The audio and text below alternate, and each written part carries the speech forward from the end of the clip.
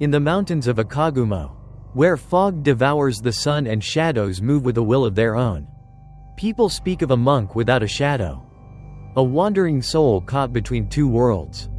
They say that when night falls, if you stand beneath the rotting Torii gate and call your own name 3 times, you will hear the sound of prayer beads behind you, even when no one is there. That is when your shadow trembles, as if answering something you cannot see. And that is where this story begins. Chapter 1: The Nameless Wandderofkurayami. Kurayami village lay hidden between mist-covered mountains, a place where sunlight always felt thinner, as if a veil of darkness hovered permanently above it. Outsiders felt uneasy the moment they crossed the old wooden bridge. The villagers, however, had lived with this unease for generations. And they all followed one rule, the oldest and strictest of all. After sunset, never look at the wandering monk wearing the straw hat as he passes the Torii gate. No one remembered when this rule began. Some said it was older than the village itself. They only knew that, on certain nights when the moon hid behind clouds, a monk in a faded robe would walk slowly along the dirt path.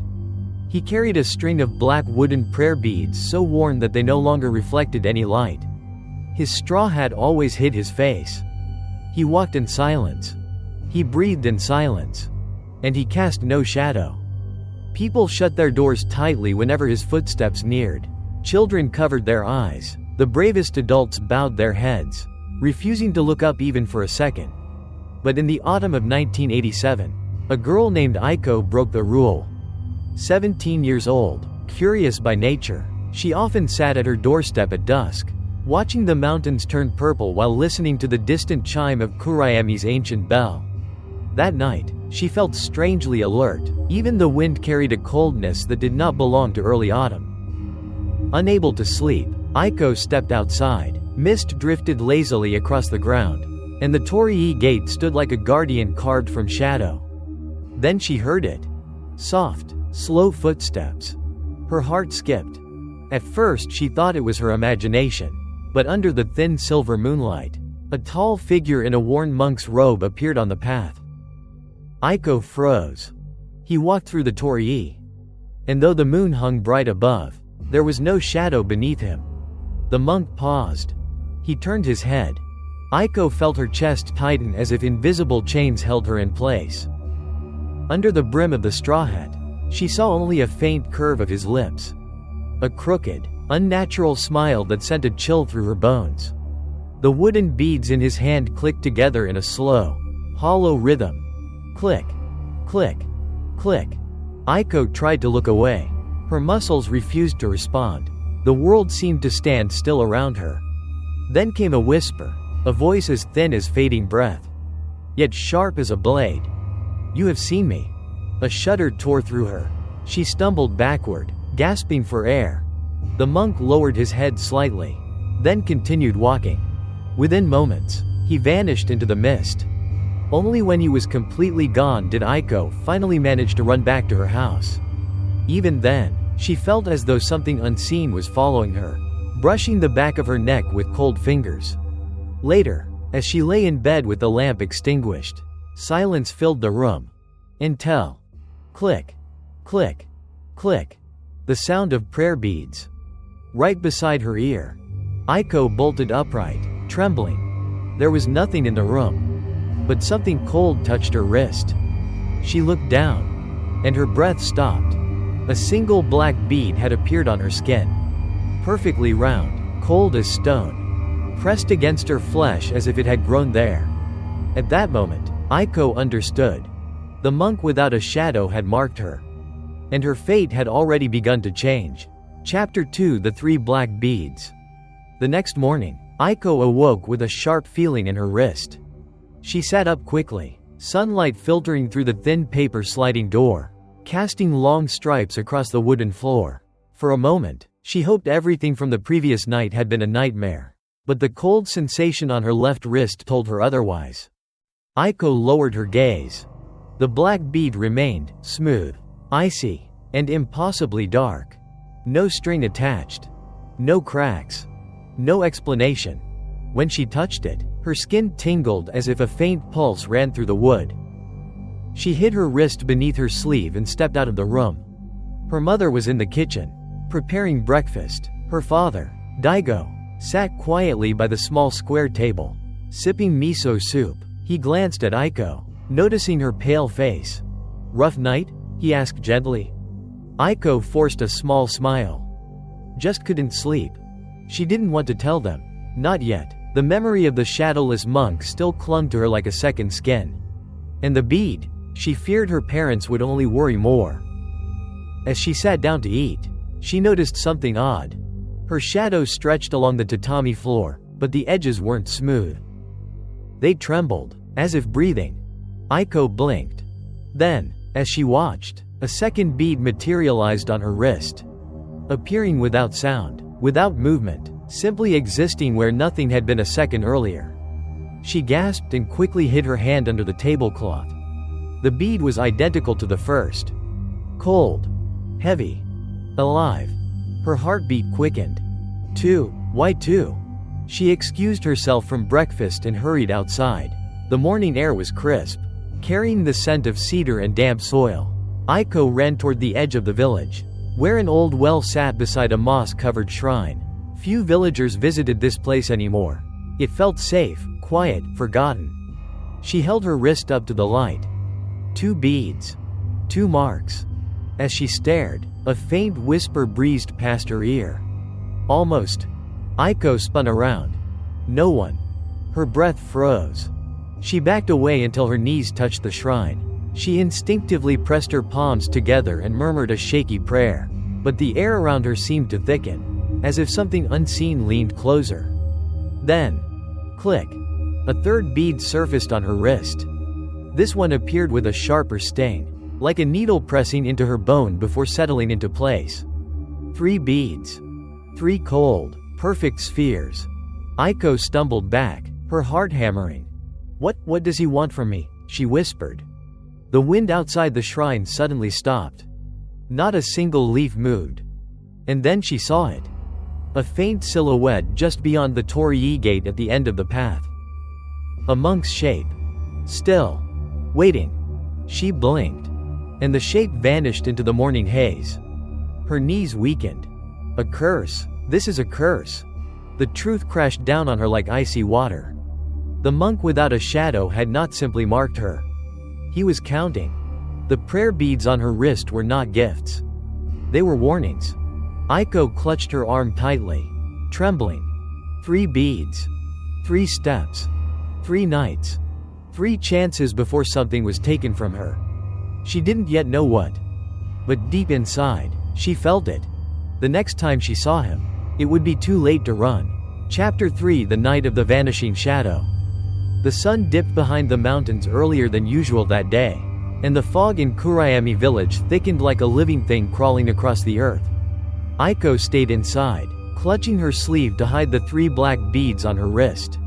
Each one pulsed with a strange chill, a reminder of the Shadowless Monk whose presence haunted the edges of her vision. As the last trace of daylight disappeared, Aiko felt a prickling along her arms. Her breath grew uneven. Something in the house felt wrong. Her father lit a candle and set it in the middle of the room. "Aiko, tonight we sleep early," he said, "no wandering outside." Aiko nodded. She didn't dare speak. When the flame flickered, she noticed it. Her shadow on the wall. It didn't move with her.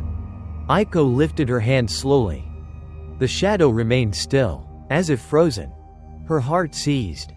"Father." But Daigo didn't see it. Only she could. Her shadow twitched. As if waking up. It turned its head toward her. A movement she hadn't made. Aiko stumbled backward, hitting the wall. The candle flame sputtered. Her mother, confused, approached her. "Aiko, dear, what's wrong?" Aiko stared at the wall, at the shadow that no longer belonged to her. But as soon as her parents looked, it snapped back into place. Obedient, lifeless, perfectly normal. Her mother frowned. "Aiko?" I'm fine," Aiko whispered, though her voice trembled. She wasn't fine. That night, she lay awake, clutching her wrist. The 3 beads were growing colder. She felt them beneath her fingers, deadly, patient, waiting. Outside, the wind picked up, rustling the bamboo groves. Then, click, click, click, the same sound she heard the first night. Prayer beads. Right outside her window. Aiko's blood ran cold. She crept toward the window, though every part of her screamed not to look, but fear and a strange pull dragged her forward. She slid the wooden screen open just a fraction. Fog swirled under the moonlight. A figure stood beneath the Torii gate. The monk. His tattered robe fluttered in the wind, though the air in front of Aiko felt deathly still. The straw hat hid his face completely, but she saw it clearly. He had no shadow. Even under the moon's brightest glow, he was surrounded only by emptiness. Aiko felt a sensation on her wrist. She looked down. The 3 beads were glowing faintly. The monk lifted his head, and the moment she felt his unseen gaze land on her, Aiko's shadow peeled off the floor. It did not rise. It did not crawl. It simply floated up, weightless, drifting toward the window. Aiko screamed and slammed the wooden screen shut. Her father burst into the room. "Aiko, what happened?" She pointed to the floor with a shaking hand. Her shadow lay there again. Still, normal, silent. But Aiko knew the truth. Her shadow had tried to leave her. It had responded to the monk's call. Her father stared at her, confused and worried. "Aiko, you look pale. You should rest." But Aiko could not rest. Not when she felt the faint echo of the beads calling to her. Not when she knew her shadow was slipping away. Not when she heard his whisper through the walls. Soft, crawling, unmistakable. "You are nearly ready." Aiko clutched her wrist and cried silently into her sleeves. The night seemed endless. And her shadow watched her. Chapter 4: The Echoes of the Curse. The next morning should have brought peace. But Aiko felt only dread. The fog draped the village in a gray shroud, and the air tasted strangely metallic, as though something old and unseen had awakened in the night. Aiko stepped outside carefully, watching the ground beneath her feet. Her shadow followed, but not quite perfectly. It moved with the slightest delay, like a tired puppet trying to mimic its puppeteer. For the first time in her life, Aiko feared her own silhouette. As she walked toward the center of Kurayami, several villagers whispered behind her back. Some stared at her wrist. Others stepped out of her way as if she carried an illness that could spread with a single breath. She overheard someone murmur, "She has the beads. 3 already. Just like the last one." Aiko froze. The last one? Before she could ask, a wrinkled hand gently touched her shoulder. She turned. It was Elder Hiroshi, the village's oldest priest, now frail but sharp-eyed, with a presence that carried both wisdom and sorrow. "Aiko," he said softly, "come with me." She followed him into his small, incense-filled house. Scrolls, charms, and ancient manuscripts lined the walls. The smell of sandalwood hung heavy in the air. Hiroshi sat down, motioning for Aiko to do the same. "I saw the beads on your wrist," he said. "Show them to me." Aiko hesitated, then pulled her sleeve back. 3 perfect black beads clung to her skin like parasites. Hiroshi inhaled sharply. "So it has begun again." Aiko's voice shook. "Elder, what are these? Why me? What does he want?" Hiroshi picked up an old wooden box and opened it. Inside were brittle scrolls covered in ink so faded it looked like dried blood. He unrolled one. "A long time ago," Hiroshi began, "there was a monk named Shōen who sought enlightenment through a forbidden ritual. A ritual to sever his shadow so he could leave behind all worldly ties." He pointed to an illustration on the scroll. A monk with no shadow standing before a Torii gate. But the ritual backfired. Instead of freeing himself, he tore a piece of his soul away. His shadow became a hungry thing, writhing, craving, incomplete. Aiko trembled. "And now?" Her voice was a whisper. "What does he want from me?" Hiroshi looked at her with eyes full of pity. "A shadow cannot survive long without a host. Shōen lost his centuries ago. Since then, he has wandered, seeking the right vessel, someone with a pure and impressionable soul." Aiko felt sick. Me? 3 beads mean he has marked you. Hiroshi continued. When the final bead appears, your shadow will detach completely, and he will take it. Aiko's breath caught. What happens to me if I lose my shadow? Hiroshi closed the scroll slowly. You will still live, he said. But you will no longer be you. A person without a shadow loses warmth, identity, humanity. Aiko clenched her fists. There must be a way to stop it. There is. Hiroshi's voice dropped to a fearful whisper. You must confront him before the 7th night. If you don't, the bond between you and your shadow will break forever. Aiko swallowed hard. When? Where? Hiroshi hesitated. The ritual began at the Torii gate. That is where it must end. Aiko felt the room closing in around her. Fog pressed against the windows like a living presence. But be warned, Hiroshi added, you must not meet his eyes under the hat. If you do, even the gods cannot save you. As Aiko left the house and stepped into the dim afternoon light, she felt the weight of the world tighten around her chest. She looked down at the ground. Her shadow lagged by half a second. And then smiled. She didn't. But it did. Chapter 5: The Journey to the Akagumo Valley. The rain did not stop the next morning. The sky looked darker than the night before. Heavy clouds smothered every trace of light, plunging Kurayami into a dull, ashen gray. Aiko sat quietly beside her small backpack, wrapped in a jacket she barely felt.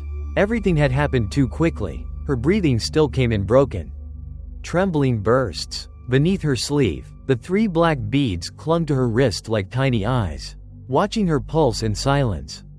Daigo packed supplies without saying a word. Her mother stuffed salt and rice flour into pouches, hands trembling uncontrollably. Even Hiroshi, usually the calmest among them, could not hide the tension in his fingers as he tied the ancient scrolls carefully. We must leave before sunset, Hiroshi said. The Akagumo Valley is about 3 hours through the mountain path. But that distance only applies to the living. For Shōen, distance means nothing. The words made Aiko shiver. She looked out the doorway. The muddy red path stretched into a wall of fog thick as smoke. Each time the wind blew, the bamboo stalks leaned and whispered to each other in a harsh, eerie rustle. They departed while darkness still hung overhead. The rain beat on their coats, on the leaves, on the earth, creating a chaotic rhythm, like prayer beads being yanked again and again. The moment Aiko stepped through the Torii gate, a cold wave shot up her spine. The place where she had seen the monk now glistened under rainwater, streaking down the gate in long trails like smeared blood. No one from the village had walked toward Akagumo in years. The path was narrow and slick, barely wide enough for one person. It snaked between towering cliffs covered in black moss. Each step sank into thick mud that clung to their sandals, as if something underground was trying to pull them down. Long ago, the valley was full of people, Hiroshi said over the wind. But after the Kannonji temple was destroyed, Akagumo became what people now call the Severed Shadow Zone. Many entered, but few returned. Those who did, their shadows were no longer the same. Aiko swallowed hard. No longer the same, meaning what? Stretched unnaturally, or walking ahead of them, or staying still while they moved. Aiko choked on her breath. She refused to look at her feet again. She could already feel her shadow weakening, an invisible weight pulling at her heels. It felt so real, so wrong, that she wanted to shut her eyes and run back home. After more than an hour, the pine forest gave way to twisted, unfamiliar trees. No birds. No falling leaves. Only the sound of rain shedding its skin on the earth. The darkness was so deep they could no longer tell morning from dusk. We're close, Hiroshi said as they paused to rest. Kannonji Temple lies deep in the valley, near Lake Tantri, but we must be careful. It said the lake reflects things one does not wish to see. Aiko hugged her left arm. The 3 beads seemed to throb, each pulse matching Hiroshi's words. Then she heard it. Cock, cock, cock? The sound of prayer beads. But not from outside. Not from the trees. It came from behind her neck, as if someone leaned close and whispered a prayer she was never meant to hear. Aiko spun around. No one was there. But her shadow moved. Just one beat. Slow. And slightly off. From her feet. Her heart pounded. "Dad, my shadow, it just..." Daigo immediately grabbed her hand and pulled her inside a circle of salt Hiroshi had drawn around their resting spot. "Don't stare at your shadow for too long," he warned. "That's what he wants." Hiroshi's expression hardened. He looked toward the trees. "He's close. Very close. Shōen rarely appears at once, but his shadow always comes first." He pointed toward the forest. Aiko squinted. Through the rain, she saw it. A long, dark shape stretching across the ground. A shadow with no body. Her breath died in her throat. "Do not stop again," Hiroshi said firmly. "If Shōen's shadow appears before his body does, it means he's choosing a spot to tear someone's shadow from them." Aiko's legs nearly gave out. Her father held her up. "Keep moving," he whispered. "Once we reach the ruins of Kannonji, we'll have a chance." They continued forward. The rain grew heavier, almost blinding. The slope steepened dangerously. At last, when they reached the ridge overlooking the valley, the world below spread out like a grave. Akagumo. Pitch black, freezing, devoid of all life. And through the curtain of rain, Aiko saw it. A broken Torii gate. A ruined temple. And a monk silhouette standing still among the debris. As if he had been waiting for them all along. A chill ran through her chest. He wasn't following them. He was leading them. Chapter 6: The Tantri Lake of Mist and the Midnight Bell. The Akagumo Valley opened before them like a doorway into another world. There were no birds, no wind, no signs that humans had ever lived there. The ruins of Kannonji Temple lay scattered across the ground like the torn remains of a giant beast, broken roof tiles. Charred pillars, statues of Buddha leaning at crooked angles. Cracked and faceless. Mist crawled low along the earth like thousands of pale snakes slithering silently across the destruction. Aiko stood before the broken Torii gate. Even shattered in half, it towered over them, making her feel small and fragile. The 3 black beads on her wrist pulsed gently, as if alive, each beat echoing faintly inside her ears. "Talk. Talk. Talk. Be careful," Hiroshi warned from behind her. "From this point forward, this place no longer belongs to the living." Aiko inhaled deeply. The smell of wet earth mixed with old ash weighed heavily in her lungs. Her father held her hand tightly. But even so, she felt a strange distance, like an invisible wall had begun forming between them. They stepped past the Torii, and instantly the air changed. The mist thickened. The cold deepened. Aiko looked down and saw her shadow trembling faintly, like a dying flame fighting against wind. Hiroshi pointed toward a shallow depression behind the collapsed temple. "Tantri Lake is there. If you want to know how much of your shadow has been taken, you must look into the water." The closer they came to the lake, the colder the air grew. The ground felt slick, covered in moss like mold on old wounds. When Aiko finally reached the edge, she stopped in shock. Tantri Lake looked like a giant mirror of darkness. No ripples. No light. No reflection of sky. Just pure, solid black. So still it barely looked like water at all, but rather an opening into the underworld. "Kneel," Hiroshi said softly, "but do not touch the water." Aiko kneeled, her hands shaking. She leaned forward slowly and looked into the lake. At first, she only saw the ruins behind her. Then she saw deeper. Her shadow was there, but it wasn't attached to her. It stood alone on the water's surface. A blurred, dark figure with no face, no outline, no features. Aiko choked. "Is that my shadow?" Hiroshi nodded. "Tantri reflects the shadow first, the body second, and your shadow has already begun separating." Aiko stared at the dark figure on the water. It moved. She gasped and almost fell backward. Her shadow was stepping closer. Not toward her body, but toward her reflection, as if trying to climb out of the water. Suddenly, the lake surface quivered, and a pale hand rose from beneath the water and touched her cheek. Cold. So cold her heart spasmed. "Don't touch it," Hiroshi yelled, pulling her back. Daigo grabbed her shoulders, holding her upright as her knees gave out. Aiko trembled violently. What was that? Not Shōen, Hiroshi answered, voice strained. That was one of the shadows he has taken. Those who lost themselves. Aiko looked back at the lake. Her shadow had returned to its place, still and silent. But beneath the surface, dozens of shapes writhed faintly. Swimming. Waiting. Her voice cracked. It wanted to pull me in. Yes, Hiroshi said, because your shadow has already tasted the other side. When you looked into Shōen's eyes, even once, the path was opened. A bell rang suddenly in the valley. A long, warped, desperate toll, echoing through the dead air. Aiko spun toward the sound. Between the ruins, a dark figure in tattered monk robes slid past the broken doorway. Not walking. Gliding. Shōen knows we're here, Hiroshi whispered. And from this moment on, he won't let us leave. The beads on Aiko's wrist burned hot all at once. She understood immediately.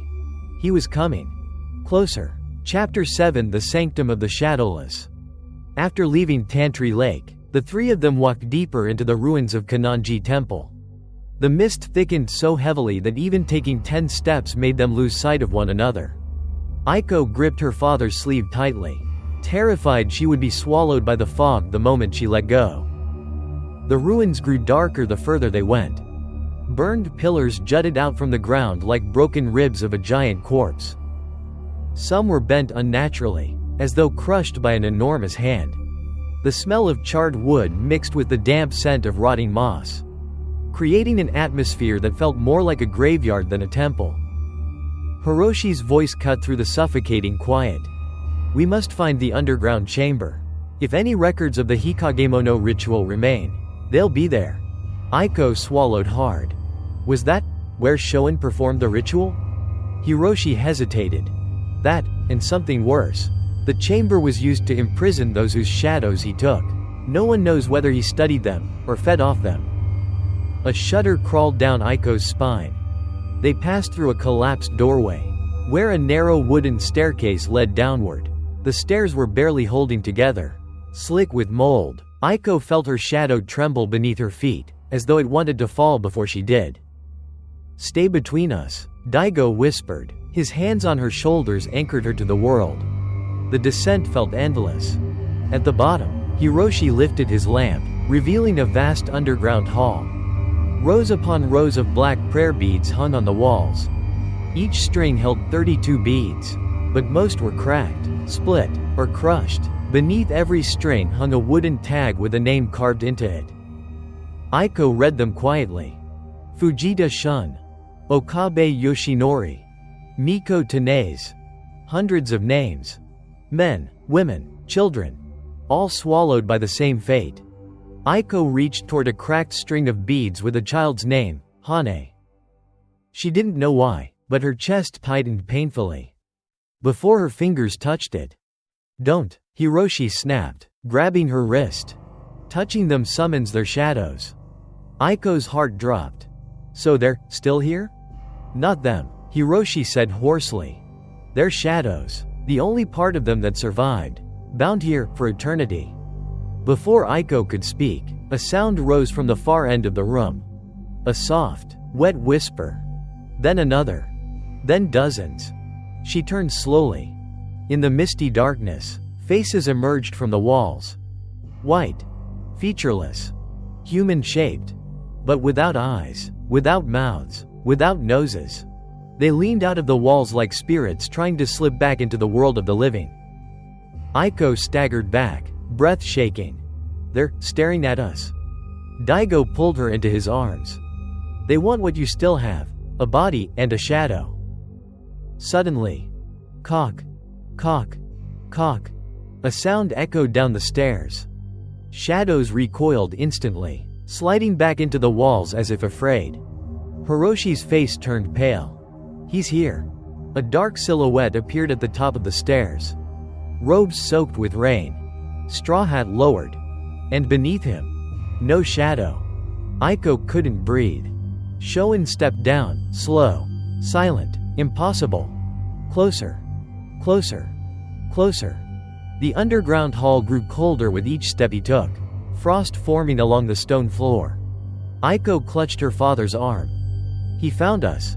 Hiroshi whispered. He never lost us. Chapter 8 The Shadow of the Dead. The monk in tattered robes stood at the bottom of the stairs, his outline wavering inside the mist like a shape cut out of darkness itself.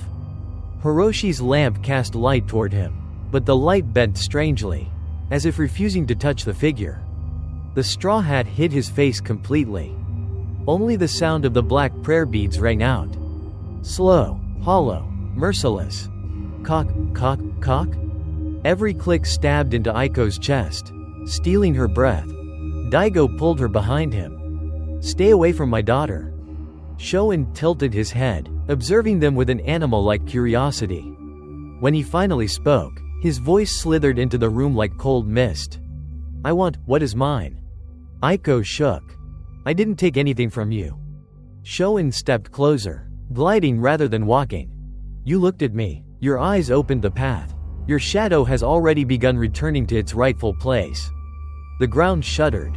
Suddenly, a white shadow tore itself from the wall, one of the faceless faces Aiko had seen before. It rushed past her, leaving a freezing trail in its wake.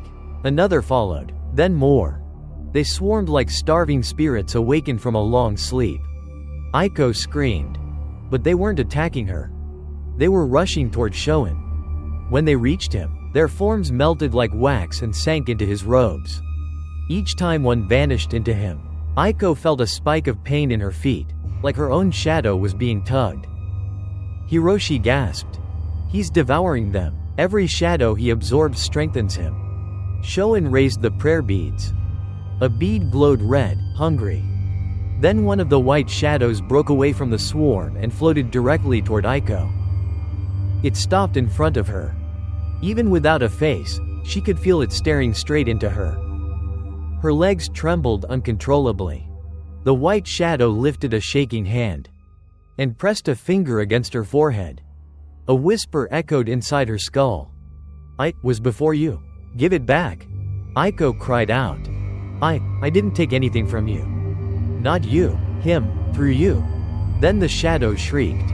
A sound so sharp it sliced the air like metal scraping bone. It was yanked backward as if by invisible chains, dragged into Shōen's robes. The glowing bead brightened as the spirit merged into it. Aiko fell to her knees. Shōen descended the last step and entered the chamber. The light around him collapsed, refusing to form a shadow beneath him. Aiko looked down. Her shadow was thinning, pulling away, its feet barely touching hers. Your shadow is slipping, Hiroshi cried. Shōen extended his hand, fingers curling like claws. Your shadow owes me.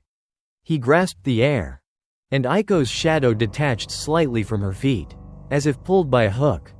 No, Aiko screamed.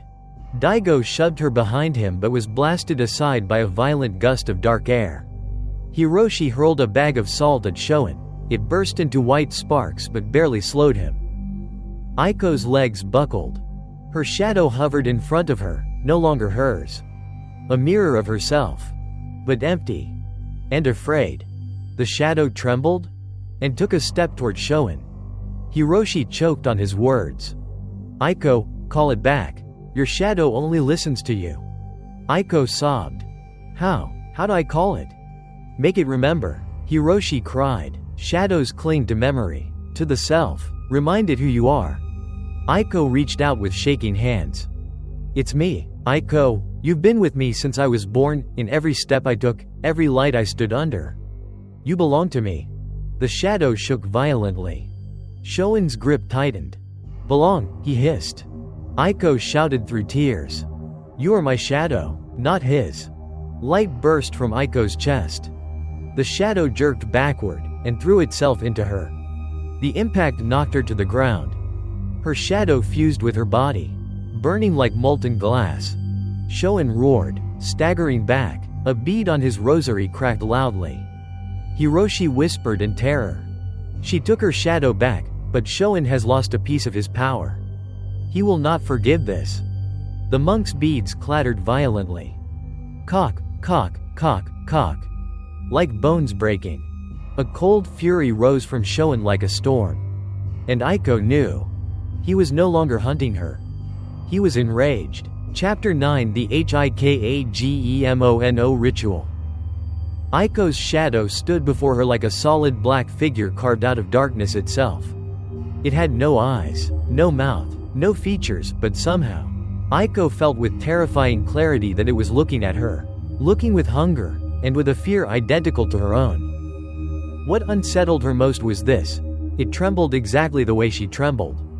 As if it were copying every emotion in her chest, every heartbeat, every breath. Aiko instinctively stepped back. And the shadow stepped back as well. Like a haunted mirror. She moved to the right. It moved to the right. She raised her left hand.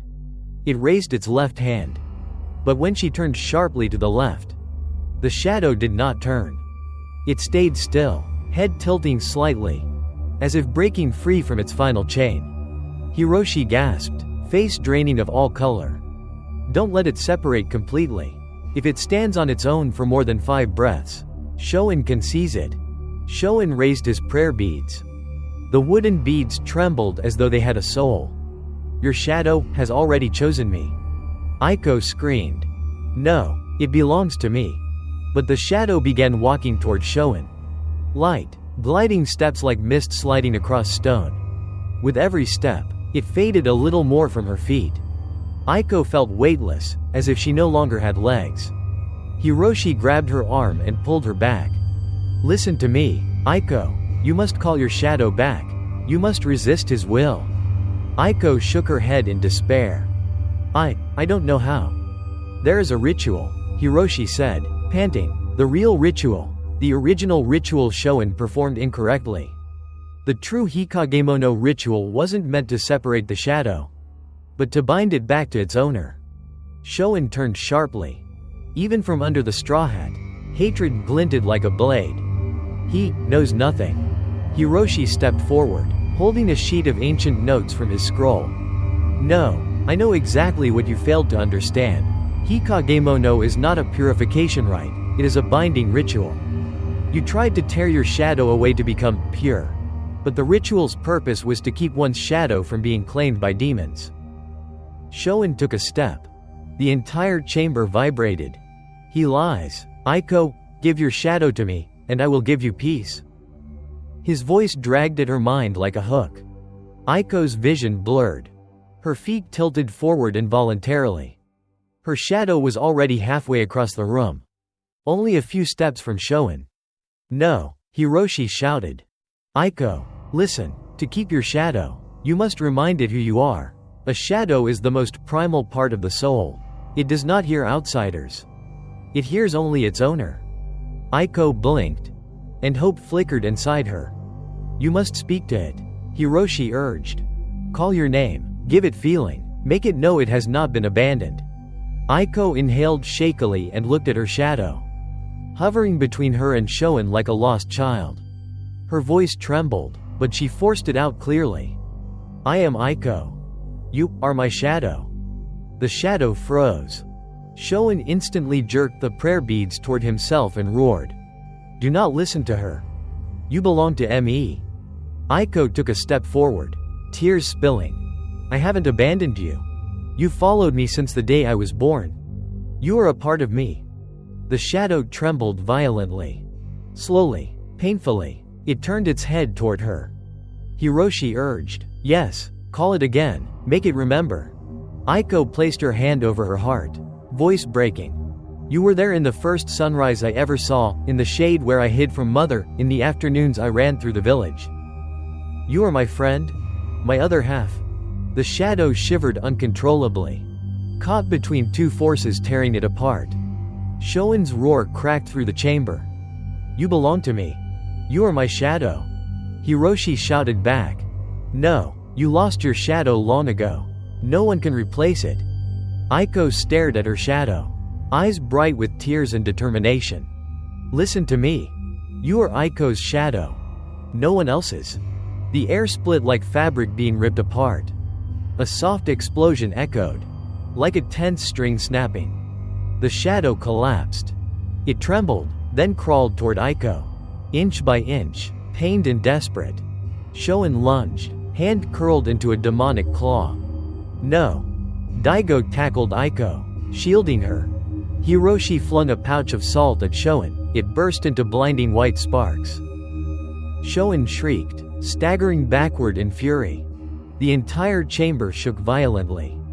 Aiko's shadow flung itself at her feet and merged back into her. She gasped, collapsing, feeling as if she had been torn apart and stitched back together with light. Her father held her tightly. But Hiroshi stared at Shōen's prayer beads, trembling, because one of the black beads was glowing fiercely and had cracked open with a deep wound. He whispered. Aiko reclaimed her shadow, but Shōen will not stop. He has lost a piece of his life. And now he will unleash his most violent rage. In the farthest corner of the chamber, the prayer beads rattled. Cock, cock, cock, cock. Like breaking bones. Like someone crying. Chapter 10 The Night of Torn Shadows. The underground chamber shook as if a monstrous creature were crawling beneath the earth. Rotten pillars cracked, and dust rained down like gray ash. Aiko clutched her chest, her legs trembling violently. Her shadow had returned to her, but it was still thin as mist, fragile and unstable.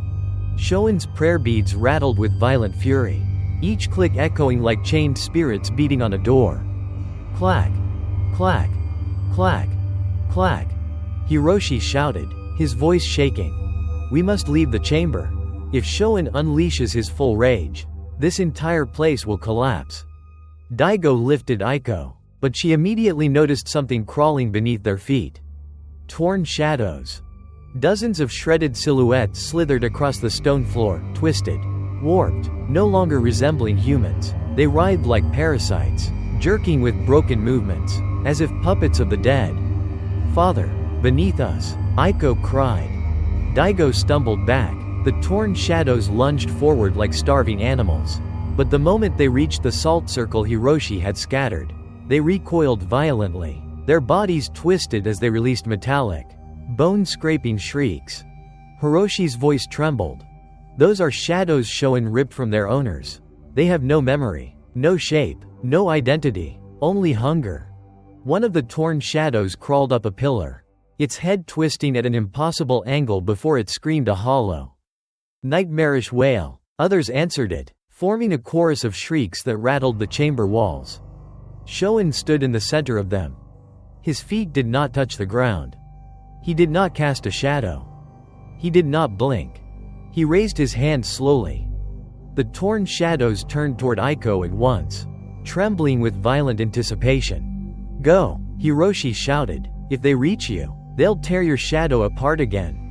Aiko ran toward the wooden stairs, supported by her father.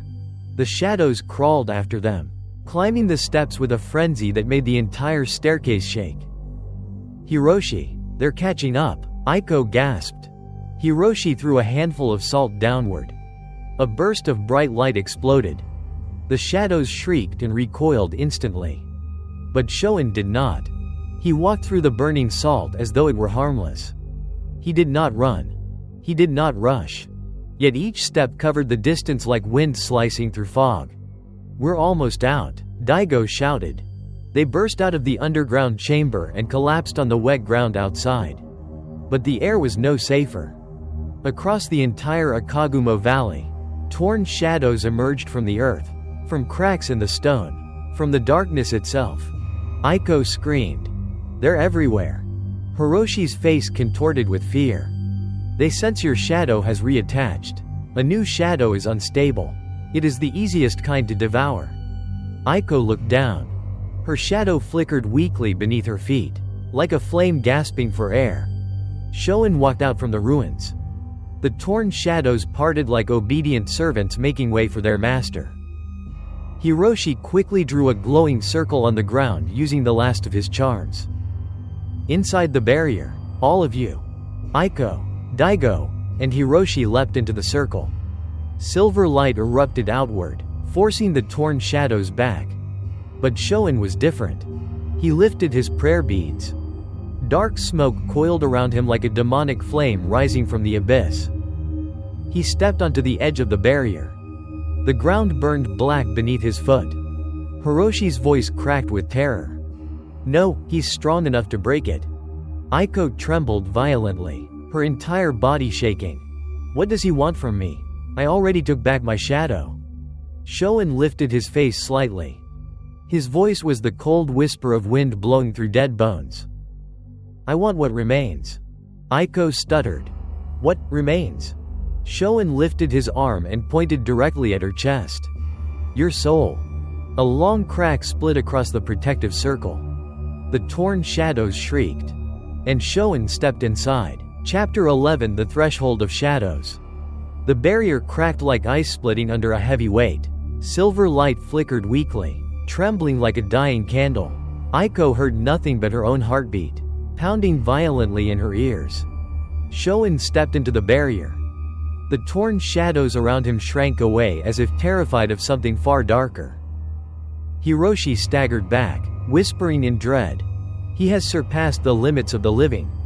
Daigo pulled Aiko behind him, but Shōen merely lifted one hand. The air tightened. All three of them froze for a brief, suffocating moment. Aiko's legs numbed. Her shadow stretched out unnaturally, pulled toward Shōen like a ribbon caught by invisible hooks. Stop, please, she gasped. Shōen lowered his hand. His voice was the murmur of wind through a grave. You reclaimed your shadow, but you do not understand. A shadow is only the door. I seek what lies beyond. A spike of pain pierced Aiko's chest. She collapsed onto her knees, clutching the ground. Stop, Daigo roared, lunging forward. But Shōen didn't touch him. A single glance sent Daigo crashing backward against a stone pillar. Aiko screamed. Father. Shōen moved closer. The torn shadows wailed like abandoned souls. Hiroshi gripped his final charm, trembling. If I use this, I may hold him back for a few breaths. Shōen turned his unseen gaze toward him. No charm can hold me. Not even the gods can. The charm burst into ash in Hiroshi's hand. Aiko felt her shadow sliding across the ground. It no longer heeded her call. It crawled toward Shōen like a puppet obeying a puppeteer. She sobbed. You are Aiko's shadow. Do not leave me again. But this time, Shōen wasn't stealing her shadow. He was taking her will. Walk to me, he whispered. Aiko stood up, though she didn't want to. Her feet moved without permission. Her mind blurred. Her body felt hollow, carried by a force that was not hers. Daigo crawled forward, voice cracked. Aiko, resist, you must resist. She tried to answer, but only a broken sound escaped her throat. Shōen extended his hand. The palm was as black as a bottomless pit. Come, Aiko, I will free you from fear. Just release your soul. Aiko took another step. And another. Pain seared through her chest. Her breath shattered. Then, a scream. Aiko. Daigo lunged, grabbing her legs, holding her back with every ounce of strength he had left. No, this is not your choice. Shōen tilted his head. Futile. He raised his hand. Daigo was thrown back again, coughing blood. Aiko screamed. Father, don't touch him. A spark ignited inside her. Her shadow halted. Just for a moment. Shōen nodded slowly. Yes, good. A strong will makes a brighter soul. He stepped closer. Very close. The scent of wet soil, ash, and unfinished graves clung to his robes. Give me your soul, Shōen whispered. And you will sleep forever, in shadow. Aiko clenched her fists until blood dripped from her palms. I do not belong to you. Shōen's voice deepened. But your shadow is opening the door. Aiko looked down. Her shadow was splitting open. But instead of sliding toward Shōen, it was widening, forming a dark, gaping gate. Inside her shadow, pale fingers were emerging. Then arms. Then blank, eyeless faces. Thousands of stolen shadows crawling upward like a swarm. Aiko screamed in terror. Hiroshi cried out. No, that is the threshold of shadow. Aiko, you are crossing the boundary. Shōen smiled beneath the hat. The door is open. And Aiko felt the ground vanish beneath her feet. She fell into her own shadow. Chapter 12 The World Behind the Shadow. Aiko fell. There was no wind. No weight. Only an endless sinking, as if the earth were swallowing her whole. The darkness never solidified, never dissolved, it spread around her like a bottomless, icy sea. She opened her eyes. A black ground appeared beneath her feet, soft like mud but cold as metal. Above her was no sky, only a vast emptiness. It felt like a realm built entirely from her own shadow. Pale, faceless figures stood all around her. Human-shaped, but hollow. Shadowless shells stripped of identity. They all faced her, moving lightly, like puppets whose strings had been cut. A whisper crawled through the darkness. "You have arrived." Aiko didn't need to turn. She knew it was Shōen. He didn't walk. He didn't float. He simply appeared, as though the darkness itself created him. Aiko stepped back. But the ground held her in place with invisible threads. "Where is this?" she asked. Shōen replied, with a voice that echoed from 100 throats. "A world between life and death. Where shadows go when their owners weaken. Where I have lived, for centuries." Aiko looked at the faceless figures inching closer. "These shadows, you took them?" Shōen nodded once. "They are pieces of me. I sustain them. They sustain me." One figure approached her. A hollow sound escaped its empty throat. "Take back, for me, my soul?" Aiko stepped back in terror. Shōen raised his hand. The ground beneath her cracked open into a dark rain. Hundreds of pale hands rose from the fissure, grabbing her ankles, her knees, her arms. Aiko screamed, "Let go of me." The hands pulled her downward, slowly drowning her in the mud of the shadow world. Shōen spoke, "Give me your soul, and they will release you." Aiko shook violently. She felt the thread of her soul being tugged from her chest. "I won't give you my soul." Shōen tilted his head. "You do not choose." Aiko squeezed her eyes shut. She thought of her father lying injured, Hiroshi holding back the shadows, the village trapped in a curse spanning generations. Something inside her surged. "I am not done." Her shadow flickered beneath her, a faint spark in the abyss. Aiko pressed her hand over her heart. "You've been with me since I was born. If I am alive, you are mine." A metallic chime rang through the realm. The pale hands recoiled. Aiko inhaled sharply and spoke with everything she had. "My soul is not something to give. Least of all to you." Shōen's form trembled. Darkness swirled violently around him. Aiko raised her hand. The light in her chest ignited, cutting across the black ground like a blade. The faceless figures shuddered and stepped back. Her shadow contracted, then expanded, glimmering with a fierce strength. Shōen roared with the voices of countless souls. "That power is not yours." Aiko yelled back. "No. It belongs to my shadow. And my shadow never abandons me." A column of white light burst upward from beneath her feet, slicing through the infinite dark. The shadow world convulsed. Figures dissolved like ash. The ground split apart. Shōen staggered back half a step, for the first time. Aiko felt her body lift. And then she was thrust upward. Returning to the real world. Chapter 13 The Fractured Return. Aiko shot upward as if yanked from a bottomless pit. Cold air slammed into her lungs. She coughed violently, vision flickering until the world sharpened again. She was lying on the ruins of Kannonji Temple. But everything was different. The sky was darker. The rain heavier. The scent of ashes sharper. Older. As if time in the real world had passed differently from the shadow realm. "Aiko." Her father's voice broke through the haze. Daigo ran to her, pulling her into a desperate embrace.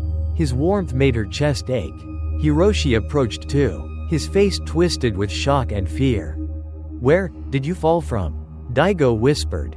Aiko struggled to speak, her throat raw. "I was dragged into the shadow world." Hiroshi froze, eyes wide. "Nobody returns alive from there." Aiko shook her head weakly. "I don't know how, But my shadow pushed me out. Hiroshi looked at her feet. Aiko's shadow was there, but wrong. It did not cling to her feet. A thin black fracture separated her from her own shadow, like a crack in broken glass. Aiko, Hiroshi trembled. Your shadow, it's damaged. Aiko knelt, staring in horror. Her shadow flickered like a cold, frightened thing. When she moved, it lagged behind, as if resisting her presence. She reached down, trying to press it back into place. But it flinched away. No, don't run from me, she whispered. Hiroshi's voice was heavy with sorrow. Once a shadow crosses the boundary and returns, it never comes back whole. It has seen what the living should never witness. It fears. Aiko's tears fell silently. Then, a deep, metallic sound cut through the rain. Clack, clack, clack. Daigo paled. No, not again? A figure emerged through the storm. Shōen. But not as before. His form was ripped in places, torn apart by the souls that attacked him in the shadow world. His robe hung in tatters. Black smoke leaked from cracks in his body. Beneath his tilted straw hat was a hollow darkness with no end. Hiroshi whispered in dread. He's severely wounded, but he survived.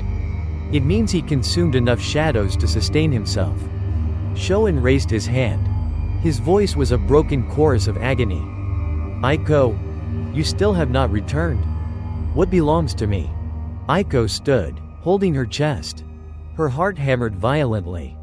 Fear washed over her, but beneath it burned anger. You have no claim over my soul. Shōen laughed.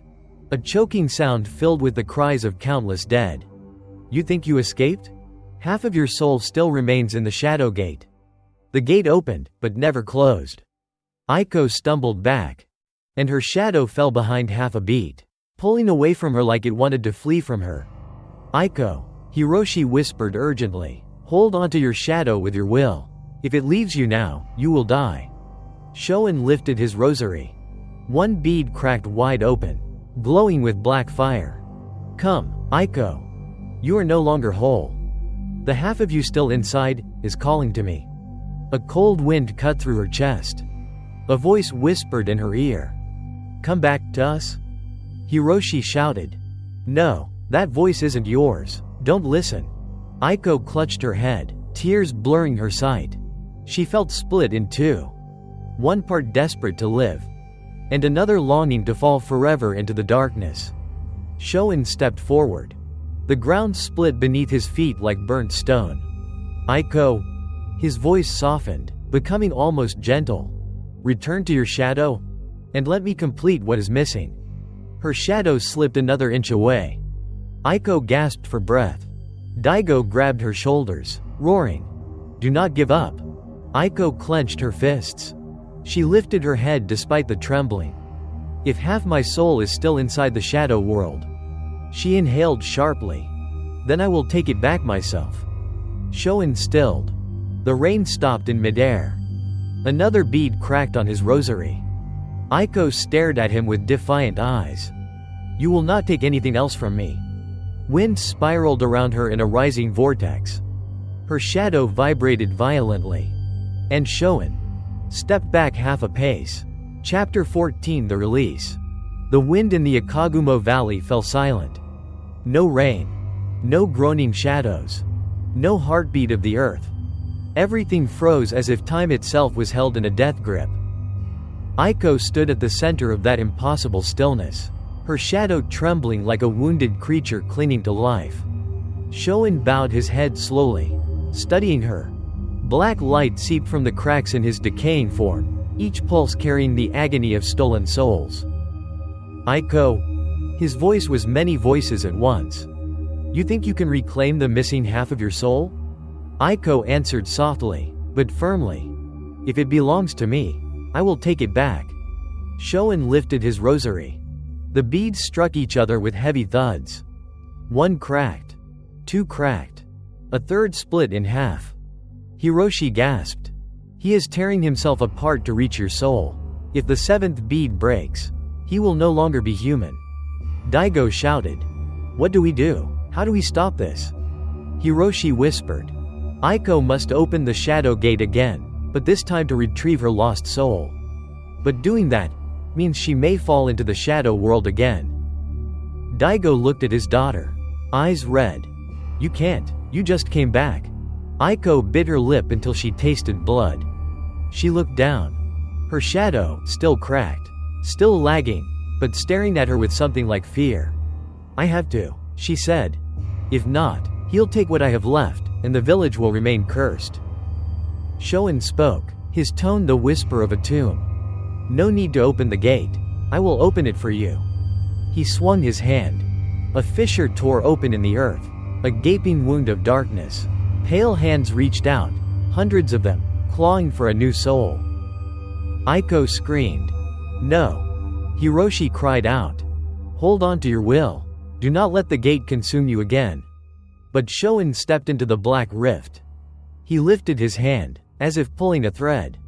Aiko, your missing soul fragment calls to me.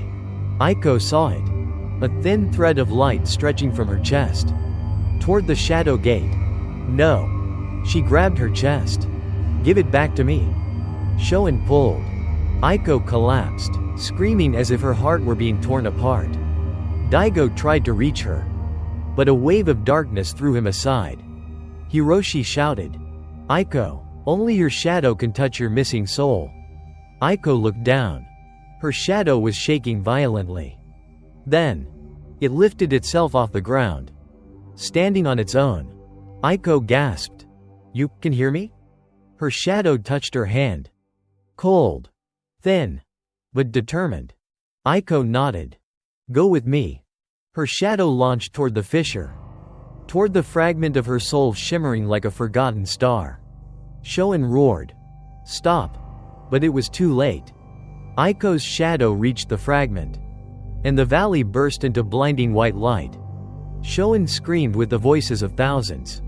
No. Beads on his rosary shattered one by one. Darkness poured from his body. Aiko opened her eyes.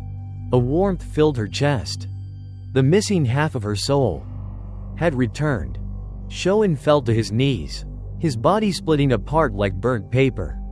I was so close. Hiroshi whispered. The final bead, if it breaks, he will cease to exist. Shōen's voice broke into a quiet, dying whisper. Aiko, you should have been me. Aiko looked at him through tears and rain. No. I am only myself. The final bead cracked. Shōen dissolved into black dust, scattered by the wind. Silence swallowed the valley. Aiko collapsed into her father's arms. Hiroshi looked up at the sky and whispered. The curse is over. Yet at Aiko's feet, her shadow still trembled softly, like a frightened child, and the crack separating her from her own shadow remained. Chapter 15 The Shadowless Heir. The rain finally stopped. Silence swallowed the Akagumo Valley, heavy and ancient, as though the land was exhausted after centuries of haunting. Aiko lay in her father's arms, trembling, but alive. Hiroshi wiped sweat and rain from his face. It's over, he whispered. At last, it's over. Aiko wished she could believe him. But her shadow still trembled beneath her feet. Cracked, unstable, incomplete. Daigo helped her stand. Her shadow rose with her. But half a beat too late. Her shadow, Hiroshi murmured, it's still fractured. Aiko looked down. Her shadow wasn't lying flat. It lifted slightly off the ground, as if something inside it was still moving. Then, the valley temperature dropped. Their breaths turned white. Daigo grabbed her shoulders. Aiko, are you cold? A bolt of pain shot through her chest. She collapsed to the ground. Her shadow burst outward, spreading like spilled ink. Aiko! Hiroshi screamed. Step back, the gate is reopening. Daigo tried to pull her away, but her shadow wrapped around her ankle like a living arm. I'm not doing this, Aiko cried. It's not me. A voice rose from the shadow. Not hers. Not Shōen's. But something made of countless lost souls. Aiko. You are me. Daigo paled. No, Shōen is gone. Hiroshi shook his head, horrified. Not entirely. A fragment of him lodged itself in Aiko's shadow when he shattered. A shape lifted from her shadow. A torn hat. A thin, faceless silhouette. A shadow, without an owner. Aiko gasped. "No, you died, you vanished?" The shadow whispered. "Shadows do not die. They only change owners." Cracks ripped across the earth. Daigo held her tight. "Run, Aiko, run." But she couldn't. Her shadow crawled up her leg, climbing like a starving creature. Hiroshi shouted. "Aiko, break the link, you must reject it with everything you have." Aiko screamed. "IAMNOT Shōen." A burst of white light exploded from her. Hiroshi and Daigo were thrown aside. Her shadow recoiled, then rose, forming a human figure facing her. Aiko trembled. "You can't leave me." The shadow whispered. "We are one. But you will carry me." Aiko stepped back, horrified. "No, not like this." The shadow placed a cold hand on her chest. Aiko gasped as her heart skipped a beat. "You are the heir." Aiko collapsed. Hiroshi tried to reach her, but a wave of black force hurled him away. Daigo cried out. "Aiko, please, wake up." Aiko opened her eyes. They were not entirely hers anymore. Half of her gaze was deep, endless black. Her shadow slid perfectly into place beneath her feet. No cracks. No trembling. But it was not the same shadow. She stood slowly. "Father, I'm sorry." Her voice shook, but beneath it echoed another voice. Older. Darker. "I can't come back." Daigo wept openly, clinging to her. But Aiko gently removed his hands. "I don't want to hurt you." Hiroshi shouted desperately. "Aiko, fight it, you must." Aiko shook her head. There is nothing left to fight. Wind spiraled around her. Her shadow stretched unnaturally long behind her. She turned her back to them. The heir must leave this place. Daigo collapsed, screaming her name. Hiroshi watched in silent despair. Aiko walked away. Her shadow dragged behind her like a river of living darkness. She vanished into the returning rain, and became the new ghost of Akagumo. A monk without a shadow. Or rather, a girl whose shadow no longer belonged to her. The villagers of Akagumo still whisper about a girl who walks in the rain leaving no footprints behind. A shadow follows her, long, endless. But it is no longer her own. They do not know her name. They do not know her age. They only know that when the prayer beads echo through the night, the cries of the lost shadows fall silent. For the new heir has begun her wandering. And if you ever stand too close to the forest edge, do not look down, because the shadow standing beneath your feet may no longer belong to you. Like and subscribe to Whispering Dark Tales for more chilling ghost stories.